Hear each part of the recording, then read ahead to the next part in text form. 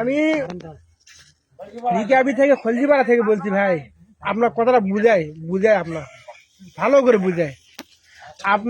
আমার বাড়িয়ালির ডেলিভারি করে 2টা বাচ্চা আছে, 5 কেজি 700 গ্রাম ওজন, দেয়ার ঘামে শরীর ঘামে ম্যারেজ করে বসা, আর ফ্রিজে 20 কেজি গুস্ত আসা। এ গুস্ত শরীরে জল ক্ষতি হয়, জাহানটা থুমু না কিন্তু অভিষেক দাদা কিন্তু অভিষেক চটকে ফেলাবো কিন্তু। আমার খবর জানেন না তুমি? তান্দারবান আমি করবো, তান্দারবান কি করবো আমি? তোমার কারেন্টের বিল দিবো, আমি তান্দার বিল কিনবো, ফির টাকাতে তান্দার বিল কিনবো নাকি? একটা ফ্রিজ কিনেছি 70,000 টাকাতে, ফির তান্দার বিল ফ্যান কিনবো আমি 40,000 টাকাতে। তুমি বাল কামাচ্ছেন নাকি?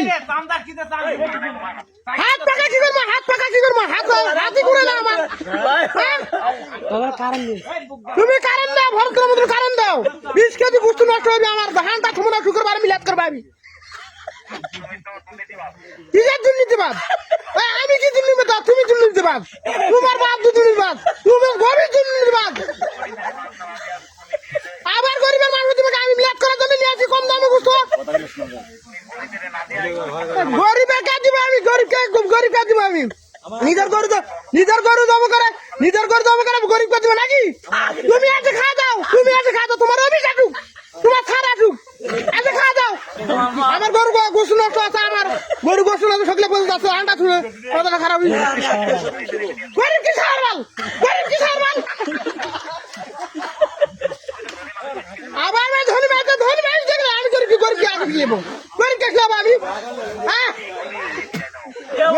দিয়ে দাও, তুমি আসে নিয়ে দাও, আসো তুমি আসে আন্ডা করে খাও। আমার ভিতর গোসু নষ্ট আছে, আন্ডা তোমরা আমি কে? আরে ভাই খুশির বিজয় ঠিক আছে রে ভাই, আমার 2টা বাচ্চা হয়েছে। চলে আমার কথা শুনেন, অনুরোধ করে কথা পাওয়া দিয়েছি ভাই। ছেলের অবস্থা দেখে আমার ভিতর কলজা কাঁপে উঠছে। কথা ভালো করে, অবস্থা খারাপ